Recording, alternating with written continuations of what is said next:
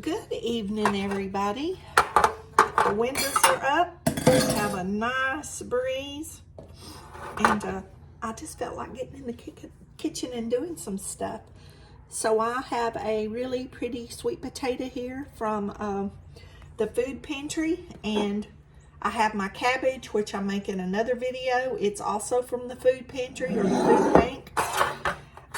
I'm not going to bore you with grading this sweet potato, but we're going to make a fermented drink.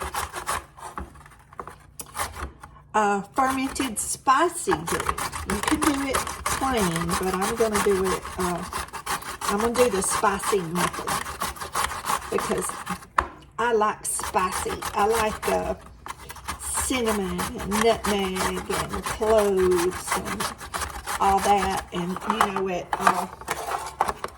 Y'all, this potato's slick. It's hard to hold on to it. I have a mandolin in there. I should have got that out. It would have been a lot easier. But anyway, we're going to get this grated up, and I'm going to come back and show y'all what we're going to do. It's going to be a sweet, spicy, fermented drink. It's going to be delicious, y'all. Okay, guys, we are back. This is our sweet potato grated up.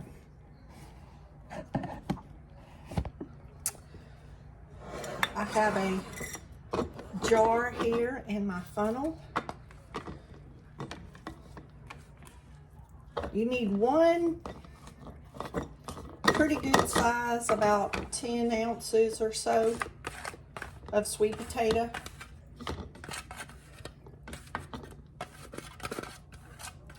To do a quart. You know, if you want to do a gallon or 2 quarts or something like that, you definitely need to get a larger container than what I have here.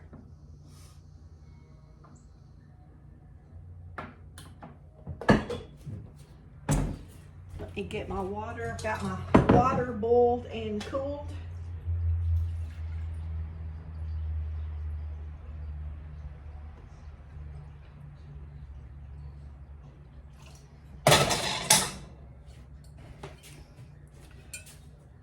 Okay, we got 1 quart of boiled water. We don't want, we surely don't want chlorine. You can buy distilled water or boil your own water. I boil my own. Okay, let me find my spices and we'll be right back. Okay, I have some whole cloves, so I'm going to put 1. You can put as much as you want, or you can use ground. I'm going to put 1 whole clove. I have cinnamon sticks. I'm going to put 1 whole cinnamon stick. You do not have to use gingerbug, but that's what I have. So I'm going to use, that was about 4 ounces of gingerbug.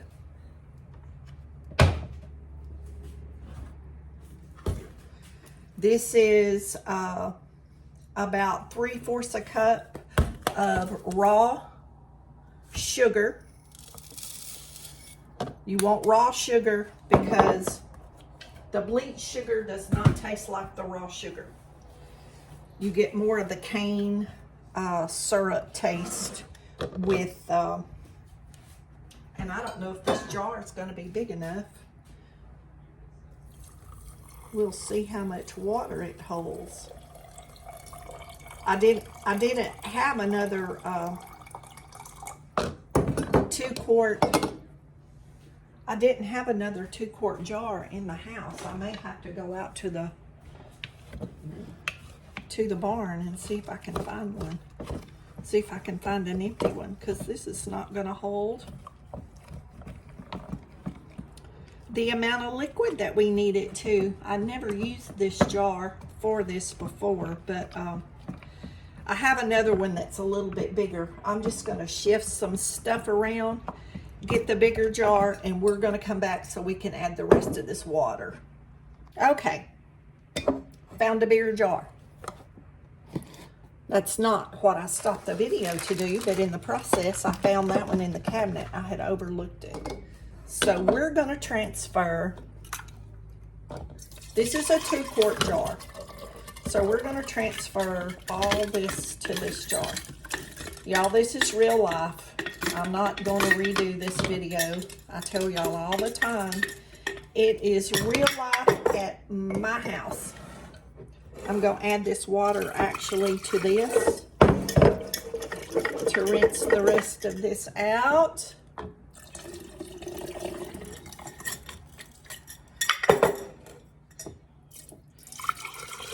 And we're gonna let this sit on the cabinet a few days until it becomes, okay. There's our quart of water. See, it almost filled up that 2-quart jug. I guess that's what I should have got. I was thinking 1 quart, the other jug would have held a quart of water, and I wasn't thinking that I had to have the space for the potato. So there's our sweet potato. And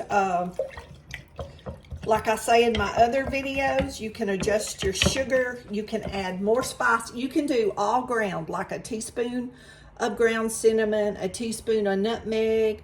I would use maybe a 1/4 or less of clove, because that's why I only put 1 in here, y'all, because clove is really, really, really strong. Very, very, very strong. So I'm going to start with 1. And I would rather have it not be enough than have it be overpowering. And you know, sometimes your cinnamon sticks and your cloves, your dried cloves, sometimes seems like one will be stronger at times than others. So, you know, there's no way you can have control over that. But I'm just stirring the sugar up really, really good. Then we're going to put a lid on this, and we're going to put it over on the counter for I don't know, 2 or 3 days to a week. It depends on the temperature in your kitchen. I've had stuff ferment in 2 days in the summer. Sometimes it may take 6 or 7 days, depending on the temperature. So that's something you have to play with. But this will get bubbly. Oh, it smells good, y'all. It smells really good. But this would be a good drink for like around the holidays or a special occasion, you know, in the fall when you're wanting the spice. But you can do lesser sugar and add nothing but distilled or boiled water, and you will still have your sweet potato flavor and your wonderful fermented drink. I like these plastic lids because they will burp, so you don't have to worry about them blowing up or spilling over too much. That's going to be all of the sweet potatoes. In a few days should start rising, and every day you probably want to give it a little shake and break everything back up so no mold grows on the top. But this is a sweet potato kvass, and I do lean towards the sweet ones more than just the salt and the brine ones, although those are good if you like that taste. But when this starts fermenting, when the yeast starts growing in here, and there's our clove floating, when this starts fermenting, it's going to eat the sugar. It's going to eat the sugar out, so it's not going to be as sweet as if you tasted it right now. So keep that in mind, and the longer it sits to ferment, the less sweet you will have, and the more bacteria, because the longer it grows, the more bacteria gets in the jar, and the more bacteria you're going to get when you drink it. So make some sweet potato kvass. Y'all be blessed, know you're loved, and we'll see y'all in the next video. Let me add this about the kvass. When I put the ginger bug in, you can use a 1/2 cup of whey off your yogurt, or if you have some other fermented vegetables, you can use that whey as well. So, It don't just have to be the ginger bug. I like the ginger bug because that gives this the ginger, the cinnamon, and the cloves, and it's spicy, and and then you have the sweetness and the taste of the sweet potato, and that's just a good combination, y'all. That's just a good combination to me. Like I said, it's more like a fall drink, but I can drink that anytime, and it's very healthy for your gut, for your body.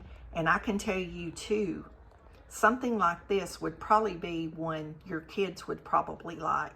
Or you could mix a small amount of one of these fermented drinks with their juice, and they could get it in their juice. It would be a great way to hide it. So with that said, we'll sign off again. I just thought I better come back and throw that little information in there because I didn't want to confuse anybody about the adding the ginger bug, because it can be other fermentations that you can add. And if you add the powdered cinnamon and powdered cloves and powdered ginger or whatever you put in this, it's going to be dark. It's going to take the color of the seasoning. So don't let that throw you off.